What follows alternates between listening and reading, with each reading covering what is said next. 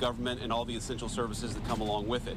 If you look at what Chuck Schumer has said in the past consistently, it's whatever our disagreements are, let's negotiate with them. Let's talk about them. Let's figure out a bipartisan solution, but you don't shut the government down. In other words, you don't put a gun to the American people's head and say, unless you do exactly what Senate and House Democrats want you to do, we're going to shut down your government. That's exactly what they're proposing out there. Now, we have to remember, they're very frustrated. They say that they're very frustrated about the fact that this negotiation has not taken place until today. But if you look at the original thing they did with this negotiation, it was a $1.5 trillion spending package, basically saying to the American people, we want to give massive amounts of money, hundreds of billions of dollars to illegal aliens for their health care, while Americans are struggling to pay their health care bills. That was their initial foray into this negotiation. We thought it was absurd. We told them it was absurd, and now they come in here saying that if you don't give us everything that we want, we're going to shut down the government. We think that's preposterous. We think it's totally unacceptable, and we think the American people are going to suffer because these guys won't do the right thing. Now, I want to make one final point here. You will hear a lot from Senate Democrats, from House Democrats about the fact that American health care policy is broken. Well, we know that American health care policy is broken. We've been trying to fix it for the 8 months that we've been in office, but every single thing that they accuse about being broken about American health care is policy the Democrats have supported for the past decade. So if they want to talk about how to fix American health care policy, let's do it. The Speaker would love to do it. The Senate Majority Leader would love to do it. Let's work on it together, but let's do it in the context of an open government that's providing essential services to the American people. That's all that we're proposing to do, and the fact that they refuse to do that shows how unreasonable their position is. I think we're headed to a shutdown because the Democrats won't do the right thing. I hope they change their mind, but we're going to see. I'll let the Speaker say a few words. Thank you, Vice President Vance. I want to thank the President as well. They showed strong leadership today. They invited the 4 leaders over here because the President is operating in good faith, and he demonstrated that very well. The problem is that Chuck Schumer and Leader Jeffries refuse to acknowledge the simple facts. Let's review what the simple facts are. As the Vice President was saying, this is the common sense thing to do. This is the right thing to do. This is the simple thing to do. By way of review, the House is getting back to the way the regular appropriations process is supposed to work. 12 separate appropriations bills passed through the House Appropriations Committee, 3 off the floor. The Senate doing their work as well. All this in bipartisan fashion, by the way. They passed 3 bills in the Senate. Those bills don't match up exactly. So for the first time in years, since 2019, you have a conference committee that is being constituted between the House and the Senate. This is the way a bill becomes a law. They work out the differences. All this is happening in bipartisan fashion. The problem is we run out of clock. September 30th is the end of the fiscal year, so we need a little more time. So what we did in the Republican majority is the right, responsible, simple thing.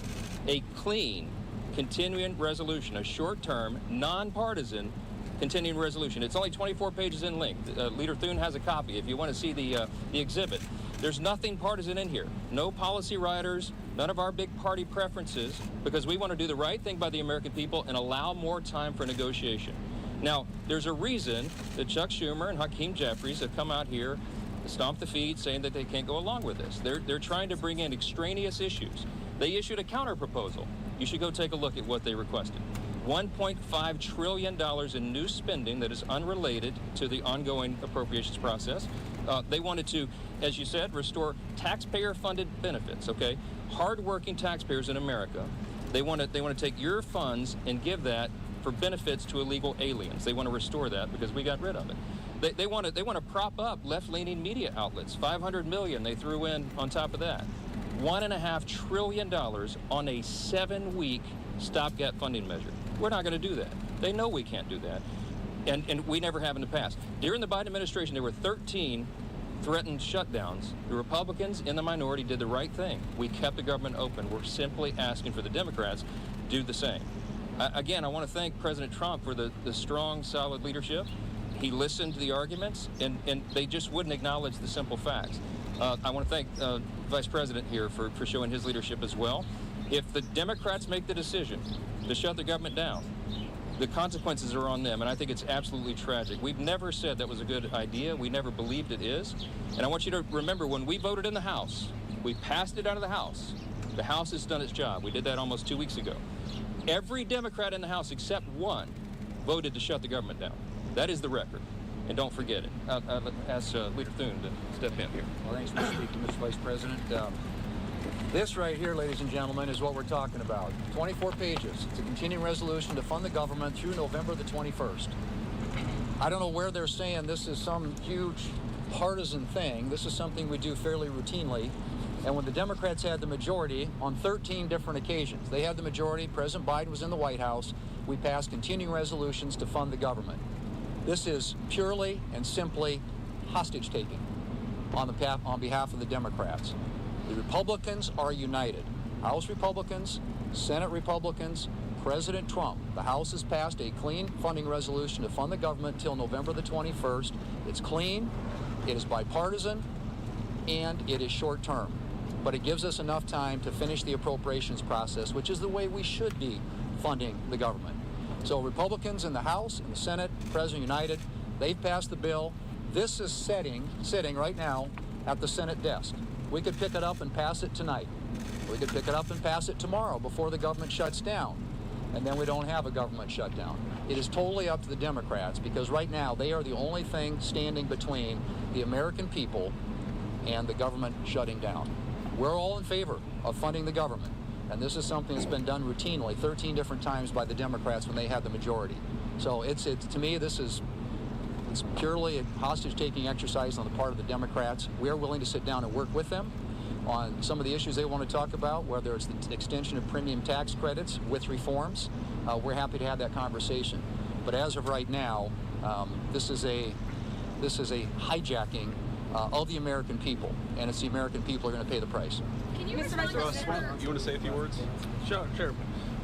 We want to keep this government open. It is not good for the American people to have the government shut down for any period of time. We will manage it appropriately, but it is something that can all be avoided.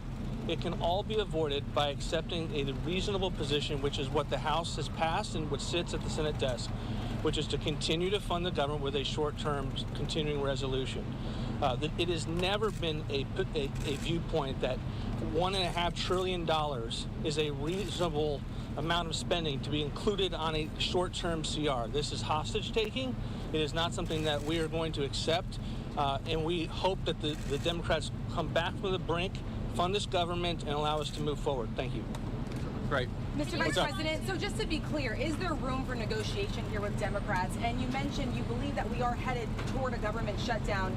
Is the federal government preparing to fire federal workers if the government does indeed shut down? Well, first of all, we have to keep essential services functioning as well as possible if the Democrats shut down the government, and Russ has been tasked with making sure that's possible.